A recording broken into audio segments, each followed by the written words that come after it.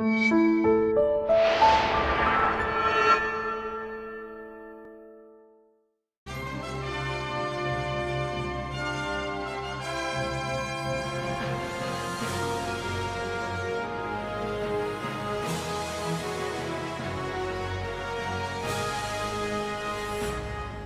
everyone, I'm Captain Logan. And I'm Tosk. And the name of the show is DS9 Babylon 59. Today, we are gonna tackle DS9 first, Babylon 5 second, and the DS9 episode in question today. Of course, we're going in order. Not DS9. Babylon 5 episode in question today is Infected? Infection, okay. Yeah, which I expected to be a disease that everybody gets. I thought it would be one of those. And as soon as we saw that episode title, we were like, oh, that's funny, coming right off of Babel last week from Deep Space Nine. I really thought it would be some kind of contagion. It's a little bit headier than that. It is headier than that, yeah. And maybe it gets on the verge of being kind of heavy-handed. But maybe that's just because these are ideas that I've seen, and a few ideas all jumbled into one episode that are, by themselves, the premise or the theme for a lot of science fiction films. Mm-hmm. There's a lot of Terminator here, and at all, just anything that's the machines got, too intelligent and took over and decided they were better than us. That's exactly what it is. Yeah, but I mean, that's in there. Yeah. Well, James just did that. Or I guess not better than us, but it's like it's kind of the thing where the programming is.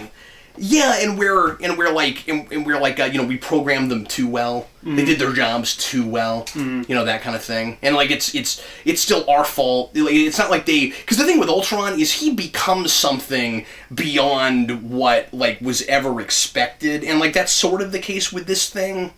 Well, I think in a lot of earlier Ultron stories, and they definitely do this. I guess I'm just saying movie Ultron, really, because I don't know Ultron that well outside. The idea is that he's designed to fix humanity. Yeah, and he's gonna fix it. Yeah, that's true. But that's not what the Iron Man version is. No, it's a little the Age of Ultron version. I thought you were talking about. I mean, Ultron. It is a little bit there too, but different. Yeah, that's true. But it's not anyway, so we have... Welcome to Avengers discussion. Yeah, right. Without Steve Baxi.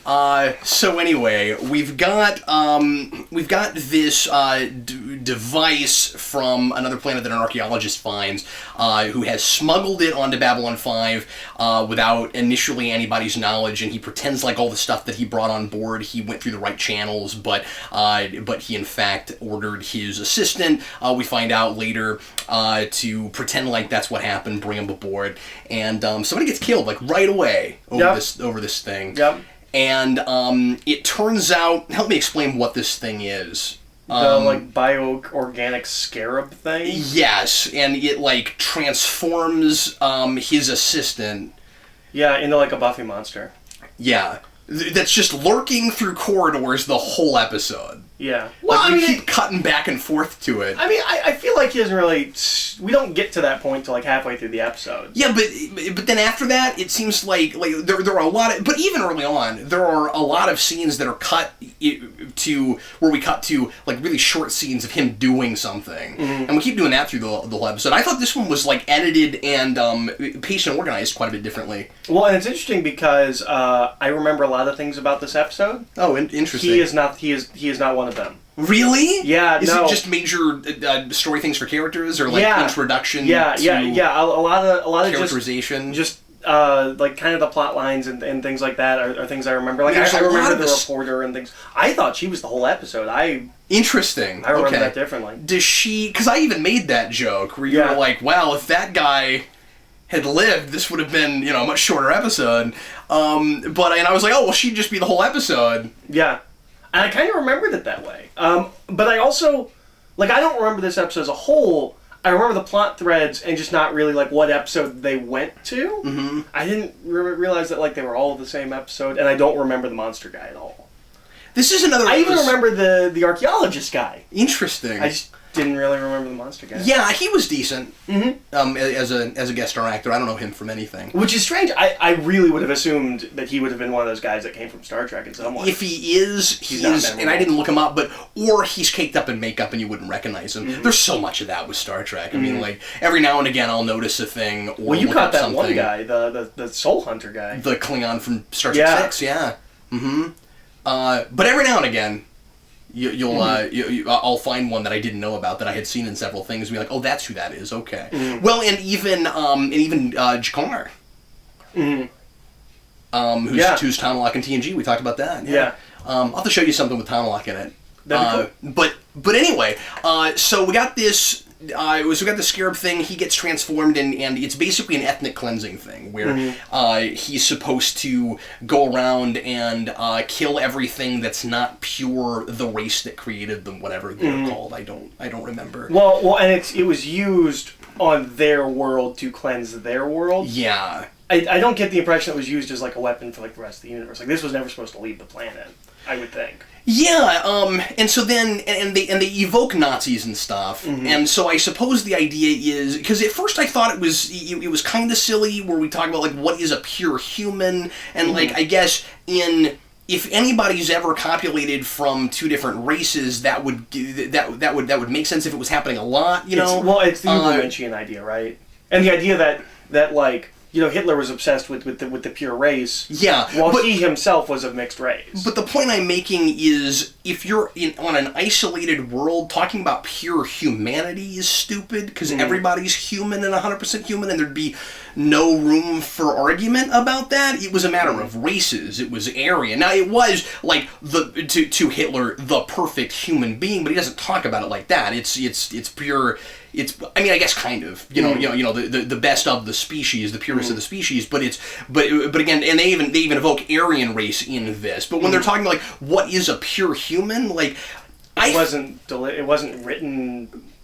You don't really get what they're saying until the next scene. Until later, and that made me a little bit confused about the whole pure race thing of the species they are, where I wanted to kind of know more about what they look like and what they're about. Because I would assume that it's like, and we even have that really like cheesy speech that Sinclair has toward the end, where he's like not white enough, not dark enough, not this and this and this, and it made me wonder what, like, the pure version of theirs was. I do like that it was that Hitler thing of you can't possibly live up to it. That there's nobody that was ever able to get to that place, and so they destroy their whole race. There is a lot of a TOS episode in this episode called "Let This Be Your Last Battlefield." Let that be your last battlefield, which is exactly the same thing, except it's the and it looks silly and corny, but I always like it because it's so preposterous. It kind of makes you think about just how ridiculous it is. The whole, black versus white thing, or the white versus Jew thing, all of that, and you've probably seen pictures of this because it's real famous, but third season TOS, probably one of the more famous episodes of third season because everybody hates third season, but it's the one with the black faces on one side and white faces on the other side. Yeah. And it's Frank Gorshin. And, I didn't know that. Yeah, and you should see it just for that, even though the ending is hilarious. Although, I've never seen the remaster for that, and I'd like to know what they do. This is not here nor there, but come to think of it, I'd like to know what they do with the finale of that episode, because there's this really hokey, like, they're running and you see stock footage, half opaque, over their running, of cities being on fire, and it's really funny, because it's just running and running and running, and it never ends, and it's hilarious.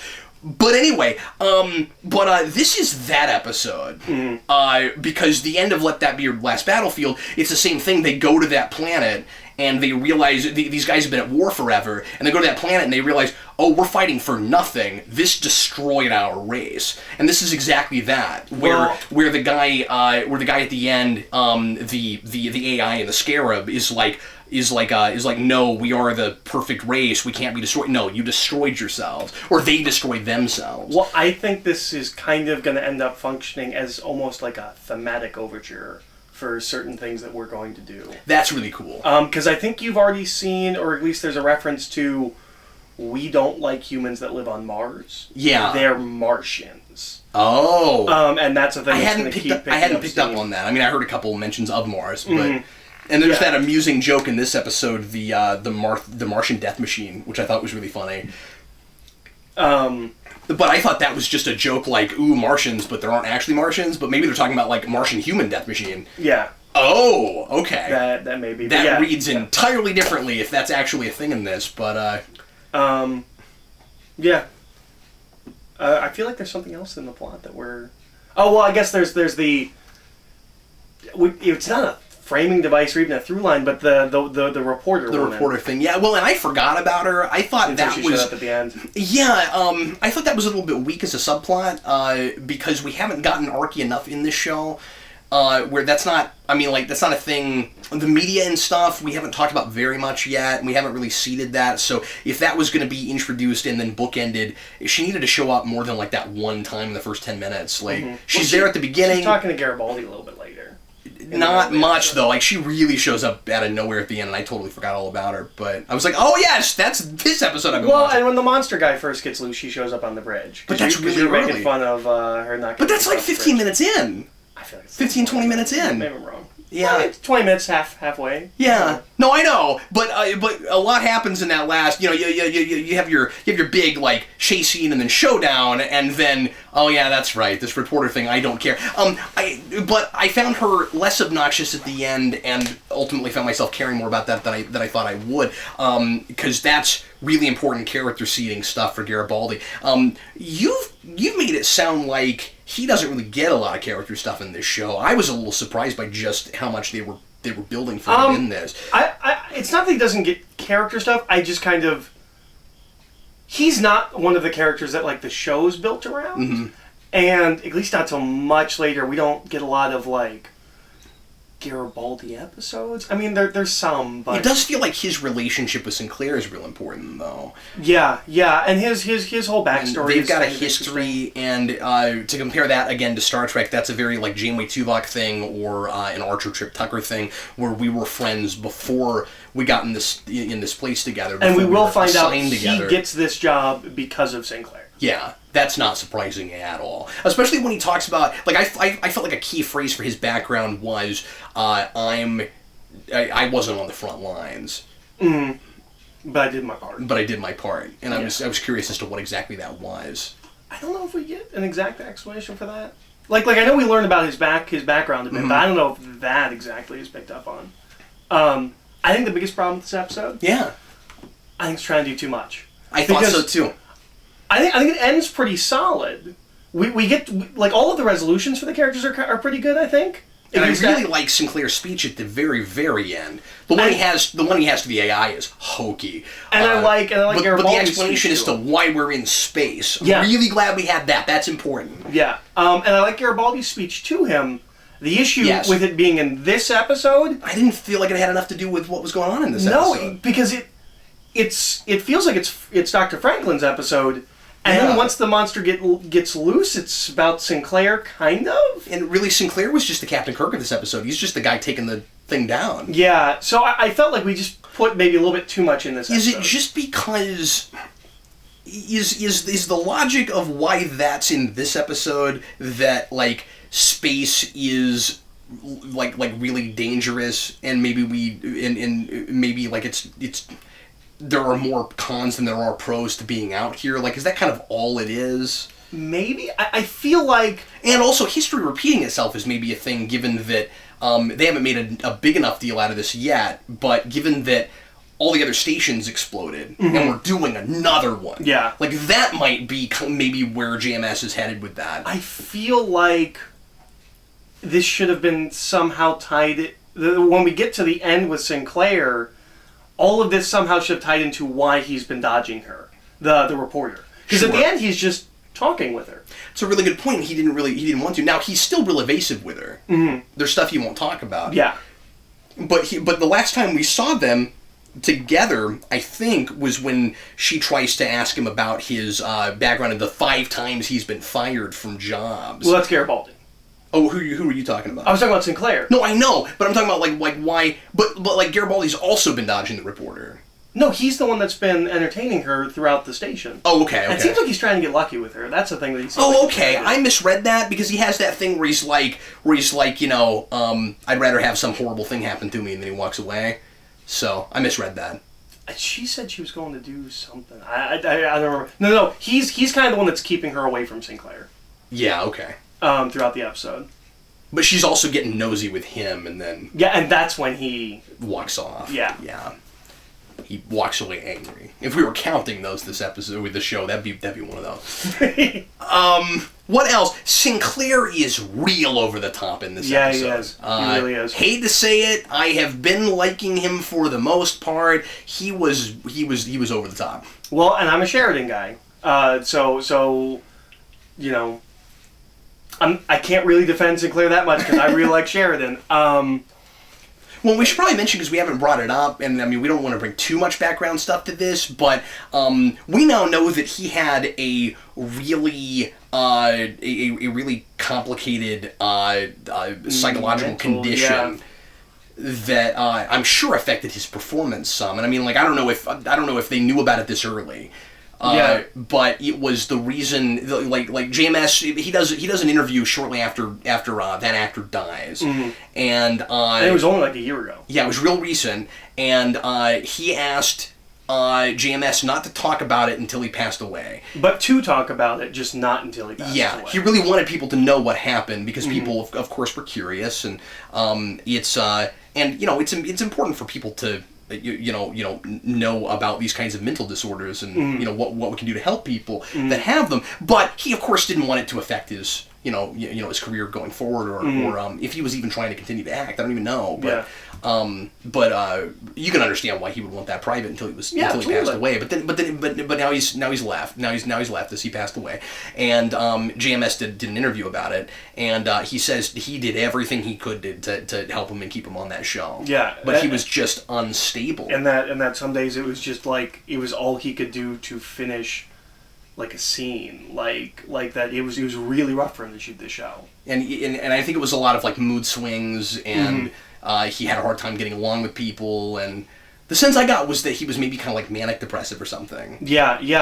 I don't know if that's showing up in this episode or if he's just not that great. Yeah, and that's why I wanted to mention that is that I feel like there's I can't help but like read that into the show a little bit, which I hate, you know. But and we're only 4 or 5 episodes in, but it's hard when he gets like really like inconsistent in his performance not to think about that now that I know about it. Yeah.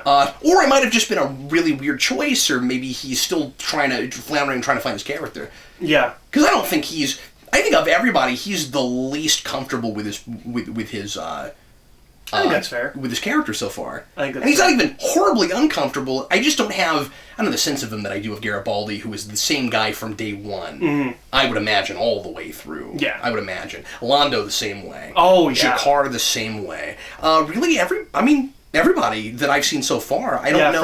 Franklin kind of gets it from day one. I don't know if the telepath starts acting differently. I don't know if... She has an arc. I don't know if the girl with the ears starts acting differently, but... Ear. I always forget her name with the weird hair thing. Oh yeah. I know her name. Yeah, she's really important. I know her name. We've only seen her a couple times so far. I'm interested in, and DS9, as I'm sure you've noticed, doesn't have this as much, in how much we, in these early episodes, and I'm sure this changes, but, or I would imagine it might change, that in these early episodes, not only are we focused on one or two characters doing a character piece or just a story about those people, but we'll drop half the cast out and just not even feature them. Yeah, we've been doing that a lot. Star Trek does not do that. And DS9, because it's so archy and has so many characters, will have a lot more characters that will drop out and not show up, but they're more like recurring guest stars than they are people that are in the titles. And after a while in DS9, you'll start to not be able to tell the difference. Just in like the recurring guest stars whose names aren't in the titles are as important as other people, and you feel like they're there even when they're not. But like, I don't know that you ever, just because of contracts and stuff, you probably never have an episode where Sisko's not on screen at all. Right. And I don't know if we've had one where Sinclair's not there at all. No, not yet. I don't think we do until he leaves. But like Jakar and Londo weren't in this one at all, and I feel like they weren't in like the second one at all. Yeah, you're right. So that's a thing that's kind of different about the show. Yeah. Yeah, they just kind of, well, and the Minbari lady whose name is escaping me at the moment. She's not been in 2 or 3 episodes in a row. Yeah, she was in Soul Hunter. I think was the last one. She was in just 2, so that's 2 episodes. 2 episodes, yeah. Yeah.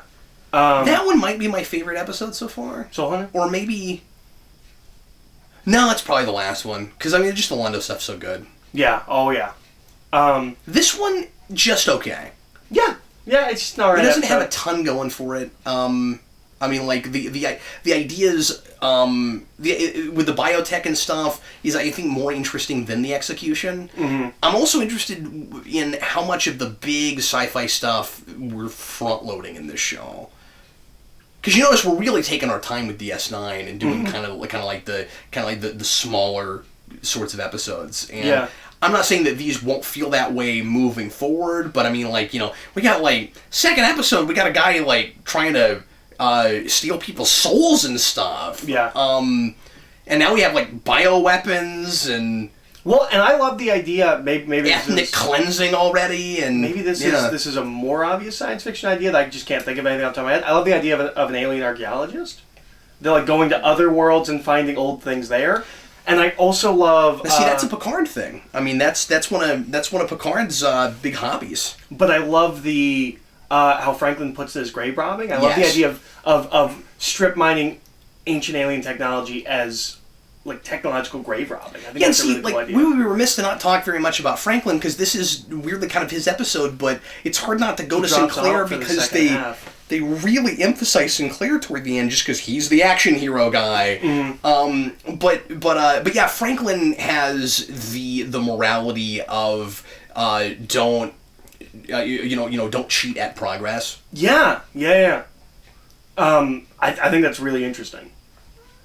And again, is a thing. And again, is a thing that we talk a lot about in science fiction. Certainly, we worry in science fiction a lot about relying too much on technology, and part of that is jumping the gun and trying to skip steps. So you're trying to get to a place before you're ready to, and before you really understand the science of what you're dealing with, and just the basic idea of human hubris. Well, and I like that. It takes time, and you have to, there are certain payments that have to happen, or the payment becomes too high. I like that Franklin and the archaeologist, who was a professor of his at college, I like that they're not having the same conversation. Yes. He's talking about cheating, and that you could throw your life into your work and really make something great, but you're just stealing old alien technology, and even if it's revolutionary, you didn't make it, it's not yours. Yeah.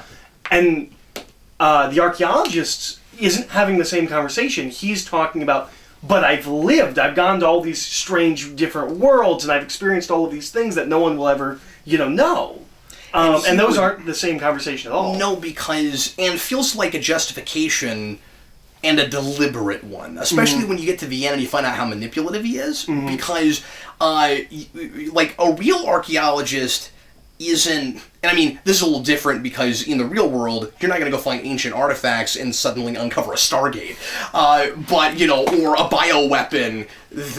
I'm not saying you won't, we just haven't yet. It hasn't happened yet. But this is an interesting idea that I haven't thought a lot about, even though there are, I'm sure, stuff I'm not thinking about, examples in Star Trek of certainly we uncover ancient artifacts that are advanced technology all the time, the Iconian Gateway in first season of TNG and stuff like that. But this guy, like, he's not just an archaeologist. He is a cheater. He is, like, he's not doing it to learn about history. And isn't that interesting when the whole point of this episode, or a lot of what we're talking about by the end, is history repeating itself, and this guy is under the pretense of a historian, he's helping us make the same mistakes we've made before. That's really interesting. Yeah. So it's a better episode than I give it credit for. Once you look at the Franklin stuff, and I like the contrasting the conversation they have at the beginning versus the one that they have at the end. Mm-hmm. Yeah, I think it's a solid episode. I don't think it's a great episode, but it's not a bad episode. No. Would you say we've had a bad episode yet? Of Babylon 5, absolutely not. Okay. There hasn't been one that and this one, we're due for one. I was more toward kind of it's not great, and I mean I don't think it's great, but like you said, it is solid. Like the more I'm talking about it, because I felt at first like it was kind of just a bunch of like big heady themes kind of all thrown together in one episode, and it is sort of that, but it's making a better case for it as they're tied together a little bit better than maybe we initially thought. I think so. Yeah, absolutely. No, hasn't been bad yet. It's good. It's good. But they get bad. Throughout first season and fifth season, you'll have sporadically bad episodes. I couldn't like name. I don't think they ever get awful. Mm-hmm. Like there's no episode that like comes to my mind and I'm like, oh yeah, like you've kind of been doing that with Star Trek a little bit. Where you're like, oh, it's this episode. I don't think I have any of those. Well, and again, as I keep saying, I don't like season 1 of DS9 for the most part. But I gotta say that to say this: the episodes that I think of as, oh God, I really hope we don't. I'm not looking forward to having to see this, are not in first season. But that's because I don't go back to that season very much. But like the couple I can think of that are just like, rip my spine out through my eyeballs are later. See, I don't think there's any episodes like that. Maybe some of season 5 just because it's so stretched. But I don't really think B5 has episodes like that, especially once JMS takes over, because it's just so consistent. Yeah. And at that point, it doesn't even feel like episodes. Like I don't like. There's a couple episodes I remember, like Come the Inquisitor. That's a really, really good episode. But for the most part, it just flows together because it's one big story. I have trouble thinking of like, oh, there's these really bad ones. Yeah, and again, and I hate to be too circular, but with DS9, while it is a super archy show, especially for that time, already kind of less so than Bab 5. Bab 5 is starting with that a little bit more. Although everything's been one and done, even though we are seeding stuff, but we're doing that with DS9 too, just not to the same degree. But the great episodes, like my favorite ones in DS9 do tend to be one and done episodes that I can point to episode titles.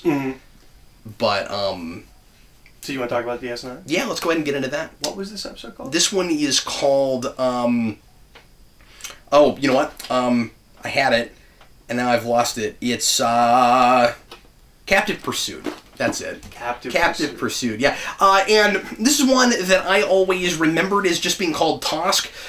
There are other Star Trek episodes that just take the random guest star character, not random, but the guest star character for that week, or the or the race for that week, and just make them the name of the episode. When we started this episode, you were talking, Sarah, like, is this Tosk? I think this is Tosk. Yeah, because I've only seen this a couple times, and I didn't immediately recognize if it was Tosk, and then I was like, no, that's gotta be Tosk. And then O'Brien comes on the screen with Tosk. I'm like, no, that's Tosk, because that's an O'Brien. I remember this now, yeah. So anyway, why don't you get us into it, talk a little bit about Captive Pursuit. So, a ship comes out of the wormhole. This is the first time we have ever had this. It is the first time we've had an alien race from the Gamma Quadrant. Right. Come to the Alpha Quadrant. Yep, there you go. Of course, it's the Alpha Quadrant because that's where we are. That's right. So it's the first time we've ever had that. Amusing that the Universal Translator would translate it so that the people from the Gamma Quadrant also call it the Gamma Quadrant. But anyway. So we bring the ship on the DS9. There's a lizard-like alien who only. Everything is I am Tosk. Oh, you have a Tosk. Oh, he's even got the, because he's got a certain way he like stands. Yeah. He's doing that with the figure. The way he explains everything is I am Tosk. Like, what is your job? What is your race? What is your name? It is all I am Tosk. And O'Brien kind of gets friendly with him. He's helping him fix his ship. O'Brien has a real. I was almost expecting to find out that this race has some kind of like pheromonal control over you. That's interesting. Because every time O'Brien talks about it, he goes, I don't know why, I just have this feeling he's not lying. maybe that's just an O'Brien thing, is that he just kind of goes with his gut and he just kind of believes what he feels. Yeah. And that's a character trait that goes all the way throughout with him. Okay, cool. Okay, so that's a character thing. It's not, at least I was picking up on something. Yeah, He just kept saying, I don't know, I just feel But it's interesting that you thought that. I mean, that's a good, that's a perfectly reasonable thing to think right then. Yeah. And then... He's kind of a trusting guy. Yeah. So, Tosk is kind of learning about I was going to say human society, but I guess just Federation society, Alpha Quadrant society. Mm-hmm. And then these other aliens show up who are of similar race, maybe different breed. They're slightly differently designed. They're less scaly. Mm-hmm. And we find out that Tosks are beings that are born and bred and raised and trained their entire lives to be hunted. There's this grand hunt, and it's this really honorable thing for Tosks to do, and it's some kind of important part of their civilization. I'm not really sure if it's... I couldn't figure out if it was religious or just kind of cultural. And they keep talking about it as entertainment, but like they're not going around with TV cameras, so it's like entertaining just for the hunters. Like, is most of that other race hunting Tosks, or is it just a subset of the populations? Like, the sense I got was all the Tosks are bred to do this, but surely all of that species, they have a civilization. They're not bred to do this. Yeah, I'm not really sure, and I assume because you're not sure that we don't ever get any more of this. We never see them again. They're kind of cool. I like them. But is this going to become like an episodic thing, or are you just going to have figures from each episode? No. Well, I would if I had them all. What's nuts about this is this is how these action figures are. They look more similar to Tosk than the figures look. They're yes, green. They do. Yeah, they're green, and you're right. They didn't do his face quite right, and I wish he had a removable helmet. I don't think he came with one, but anyway. But what's weird about this is one-off things from an episode. We got this all the time with Star Trek. Why would you make this guy? Like, Tosk I can almost understand. Sure. You know how this guy doesn't have a name in the episode? Mm-hmm. Do you know how he was labeled on the box? Tosk Hunter? Hunter of Tosk. That's close. So that's this guy's that he's Hunter of Tosk. And, these outfits look a lot cooler in the episode they do on this action my figure. favorite character, Hunter of Tosk. I love Hunter of Tosk. Yeah. Anyway, so there you go. You can play with Tosk and Hunter of Tosk there. Do you know about the Prime Directive? You can actually do action things with those guys. They're one running away from the other.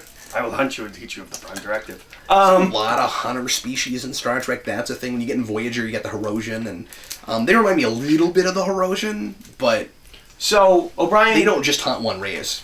Cisco says that he might grant Tosk asylum if Tosk asks for it. So O'Brien tries to convince Tosk to plead for asylum. Tosk says no. Like, that's dishonorable. It would be worse to do that than what they're going to do, which is they're not going to kill him. He's already shamed. Yeah.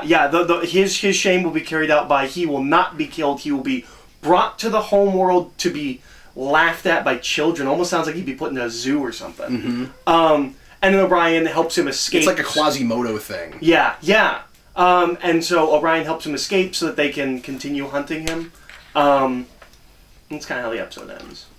And then Cisco berates him at the end, and then when he walks off, he does the obligatory smile because he actually likes what O'Brien did. Well, and he helped him. And I forgot about that. Yeah, it's something with the energy shield, something like that. He like turned one up a little bit to help him out. Yeah. Like I like this episode. Oh, good.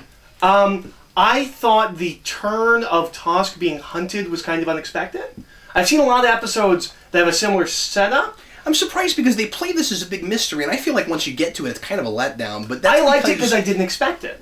It was something. What did you think it would be? I assumed he would just be a criminal. Oh, okay. Or something like that. It was something different. I didn't expect that he would be, because he's actually a totally innocent guy. Just doing what his society tells him he's supposed to do. Yeah. The actual thematicness of it, I didn't think there was a lot unique or original there that really grabbed me. The whole idea of like I'll die for my honor. That's my way. Mm-hmm. There's not a lot there that I haven't seen before, but I just like the actual premise of him being the one that is hunted, and that's his cultural thing. It's just not something I think I've seen a lot of, if at all. But one way you might expect it to go that it doesn't do, except Star Trek has done this before, is and plays it as kind of a turning it on its head thing. The tragedy of he doesn't get to go live his own life at the end. He still will be hunted and killed, but he's getting what he wants. Yeah, and I like that. And I always like that. Star Trek doesn't always do this well, but it tends to look at other cultures as it's not bad just because it's not our morality, and you have to put yourselves in another society's shoes and another person's shoes. And even though this seems deplorable to us, just because it seems to be working for them doesn't mean that like it's a good thing either. But like you can't expect a member from another race like that isn't familiar with your society to suddenly be able to integrate. And what O'Brien wants for him, he can't. He wouldn't even understand. He'd never be happy. Yeah. So I liked that. Who's the? You're Toscan, you're Hunter, I know. I know you hate it when I describe aliens by their facial traits. Yeah. The dots on the around the brow. Yeah, the Trill. Yeah, what is her name? Dax. Okay, Dax, who basically hasn't been an episode since the first episode. Anything. I'm waiting for her to get an episode because she seems like a really interesting character. I think I like her, but she's really been staying in the background pressing buttons, and that's what she does in this episode. Excuse me. We don't even... The only thing we've really had with her so far is... She had a brief affair with the Doctor. Well, no, it wasn't even an affair. I mean, that was just him going after her. But I thought they were like sleeping together a little bit. No, not even. No. Oh, okay. I got. Okay. I thought you were thinking that. I was trying to drive you away from that because that does not happen. Oh, and okay. He keeps chasing after her for a good long time. She's not interested. I got the impression that they like had a fling and then she was done and was moving on and he was still connected to her. Okay. I mean, it might have been like a date or something, but there's no way they went to. Okay. They went to. Okay. You know. Okay. But yeah, I'm waiting for stuff with her. I don't think so. I'd like some more with the Doctor. I like O'Brien. But what I was going to say, what I was going to say about Dax is that last episode we did get, and you wouldn't have seen this as any kind of a setup for a character thing, but she's still got some of the previous host in her. And she says something about being female, and he has. And that there's that, but also he was really into drinking and had a lot of vices and stuff. And remember, she goes to Quark's bar and is like really interested in that, and people are kind of surprised by that. And that's a Curzon thing. Okay. Quark's kind of MVP of this episode. He's only in a couple of scenes, but he's great. He's always really good. Fun. He's really fun. I'm trying. That whole thing about it being in that Dabo girl's contract that she had to do. I forgot about that. Like sexual favors for him and stuff. Never comes back. No, it's not important. Cisco's gonna deal with it. Cisco gets stuff done. And this is a Star Trek thing that bugs me sometimes, where we'll do teasers just to be like, day in the life of the station, day in the life of the starship. This is not just a DS9 thing. It's like, you want it to be somewhat connected and related to your episode. The only thing that really relates it is, well, Quark's in this episode. I mean, like, that's about it. But no, he's great in this episode. I always like Odo. I'd really like more about Odo. That's the thing. You did get that he doesn't like guns. That's true. You got that. That's true, and I couldn't remember if I knew that before. And I can't remember. I mean, we certainly wouldn't have seen him ever use one. But so not just guns, not even phasers. Well, that's what I mean. He doesn't like firearms. Yeah, he won't use a phaser. And is that explained? Yeah. Okay. Yeah, we get into that stuff. I wasn't sure if that was a thing I already knew or if that was established. And they haven't given us really an explanation for it yet. I can't remember if it's brought up in any way, but you do have that. Really, again, kind of obligatory exposition line where he's like, "Kira, I don't like guns. You know, I never use them." He says, and that's really interesting. Of course, that you're the chief of security on a station and you don't use phasers, but you allow your deputies to carry them. So that's all. That's all very interesting. I won't explain anything to you about it. But my big thing at this point is there's all these characters. And of course, he's a shapeshifter, and he wouldn't need one. Yeah. is that there's all these characters I'm really kind of interested in. Yeah. I just want them to get focused. We're just being real Kira, slow. I can do without. Even Cisco now. at this point is not super interesting. No, they can't figure out what to do with him. Yeah, he doesn't have a personality really, other than Not really. And I think this is kind of a thing with the show. He kind of in this one just does his job, right? Yeah. This is a thing that I think I'm noticing with this show that based on things you've said, I know get better. I feel like the majority of the characters I like because of the performances. Yeah. I like the actors. I like O'Brien. And I liked O'Brien before this episode. This is the first episode where we're really focused on him. And I like him quite a bit. But we gotta ask the question, right? Your chair's squeaking a lot. We got. No, you're fine. We gotta ask the question though, right? Mm-hmm. So, after last episode, really, we do an O'Brien-centered episode, and there's nothing about how everything's falling apart and where is he? Like, how does he have the time to spend all of his time dealing with Tosk and his shit? Well, we do get an obligatory throwaway line that his wife thinks he doesn't have any time off. Because Tosk only sleeps 17 minutes a day. I know that, but when he's on duty, all he's doing is fixing Tosk's ship. Mm. How does he have time to do that? It's true. That one guy last episode almost died because he didn't have time to fix his ship fast enough. That's right. I also want to mention, this is just a dumb aesthetic thing, these guys are really cool. I love their uniform. It's really like... And their beaming effect is unusual. Yeah. And it makes me think... Sometimes when we get cool beaming effects, it makes me think that the technology is slightly different between different species, that we all figured out how to do it, but it's not always exactly Which the same I thing. kind of asked you about. Yeah. Well, you asked me if we have different beaming effects, and we do. But like with this one, it can't, I would imagine it's not the same. It's not exactly the same thing as you take all the molecules apart and then you put them all back together. No, it almost looks like they're making miniature wormholes because it's like a hole, and then like a light through them. Yeah. Which I mean, it can't exactly be that because Yeah. we don't have stable wormholes, but. It's some kind of spatial anomaly they create right there, or some kind of a beam that I don't know what it is, but it's different than a matter stream. Mm-hmm. So anyway, that's really interesting. But yeah, no, I really like their costume designs. I wish they came back just because they've got a real like pulp dawn of science fiction kind of a vibe to them. But then what else would you do with them, really? I don't know, but I feel like you could ask that of most races after you see them one time. Well, yeah, but the problem is they've got like just that one thing they do. But I want to know the other things. Unless they do other things. Yeah, I want to know what a civilization looks like that also has this hunt. How often is the hunt? Are there always hunters and Tosk and things? I don't know. And remember, he calls it an event. Yeah. How frequently is that once every always be 100 doing years? That's Is true. that? I don't know. I'm kind of interested. Yeah. I'm sure there's a book or something somewhere, a non-canonical novel. I doubt it. That very brings back seriously. Tosk. If anybody ever bothered to look it up. Tosk again, but it's possible. I want an Tosk book. I'm with you though. Like I could have maybe seen one show up to do something different, but weirdly, I would be more interested to see more hunters of Tosk than I would the Tosk themselves. I kind of want to see hunters of Tosk contrasted with Klingons.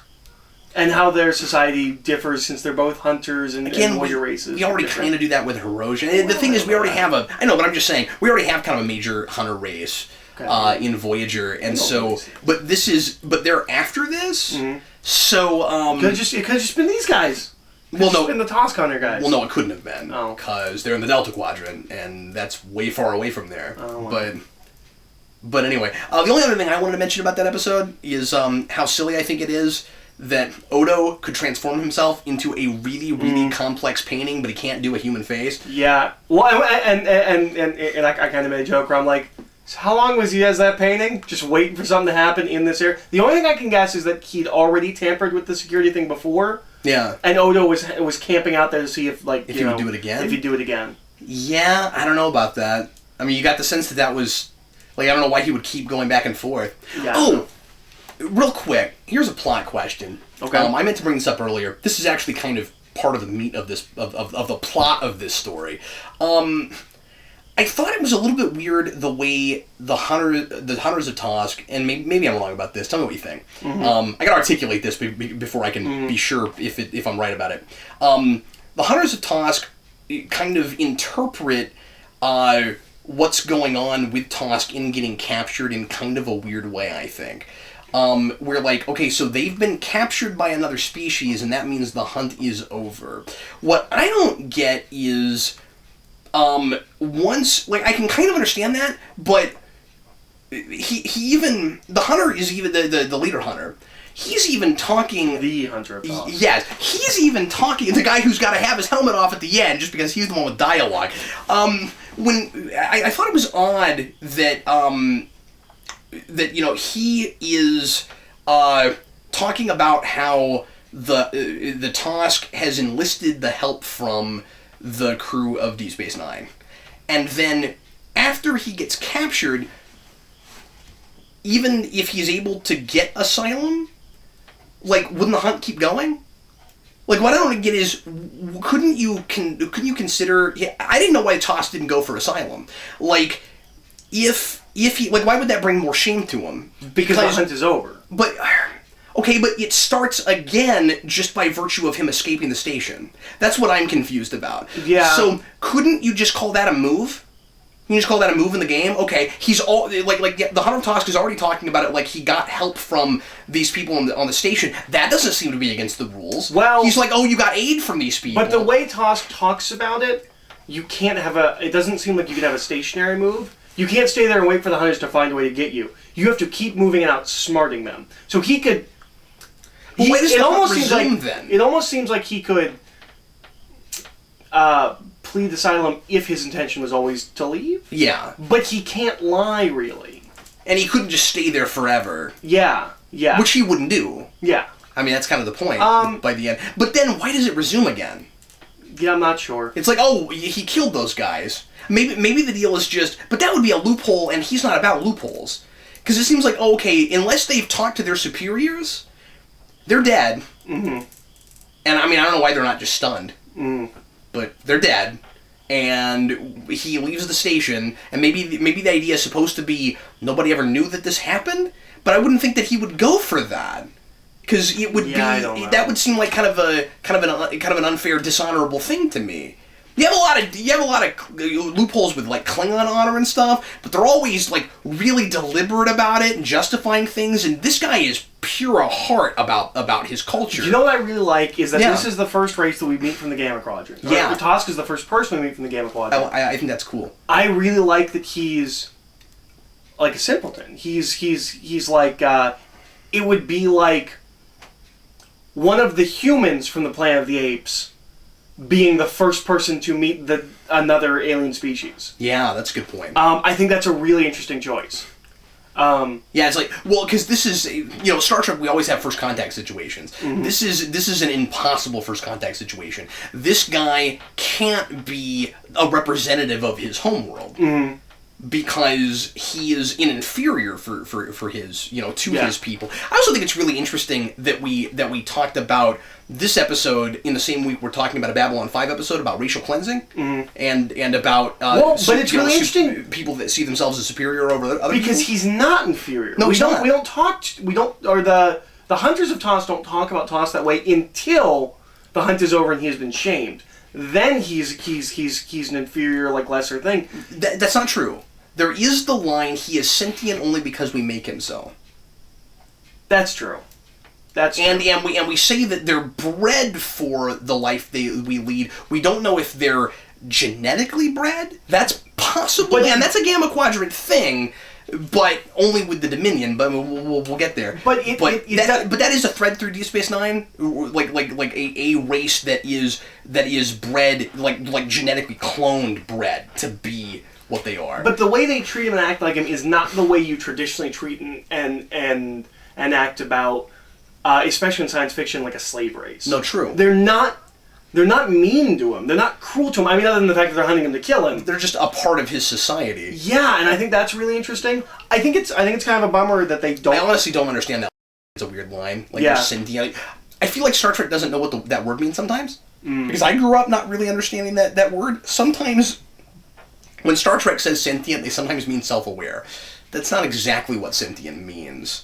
But I don't think. I think it's kind of a bummer that the first race we meet from the Gamma Quadrant doesn't come back. That's kind of a bummer.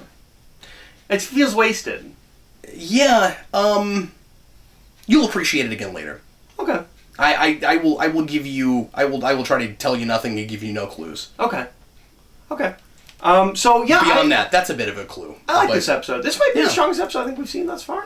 I think so too, which Yeah. is kind of sad. Yeah. Because I was never a big fan of this episode or anything, but it's fine. It's solid. Yeah. I mean, well, and with what I have to compare it to. Oh, no, absolutely. I like it. If you knew the rest of Star Trek, it's mediocre at best. Sure. But Well, I got the impression that it think was it's mediocre. it was kind of a run-of-the-mill episode just for Yeah. a science fiction show in general. But A, with what I've seen... that's true of the Bab 5 episode we watched this week, Yeah, too. yeah. But A, for what I've seen, and B, it's still enjoyable. Like, just because it's run-of-the-mill doesn't mean it's serviceable. It's solid. It's good. Or I don't know. It's not great. It's not a great episode. I'm not blown away, but I like it. Well, that's good. Yeah. I'm glad you're not running for the hills yet. That's good. Everybody, thanks always for watching. We sure appreciate it. We'll be back with you again in a few days for another episode of Deep Space Babylon 59. And in the meantime, I am Captain Logan. I'm Dawes. That's not what Dawes sounds like. You want to go outside and toss a ball around?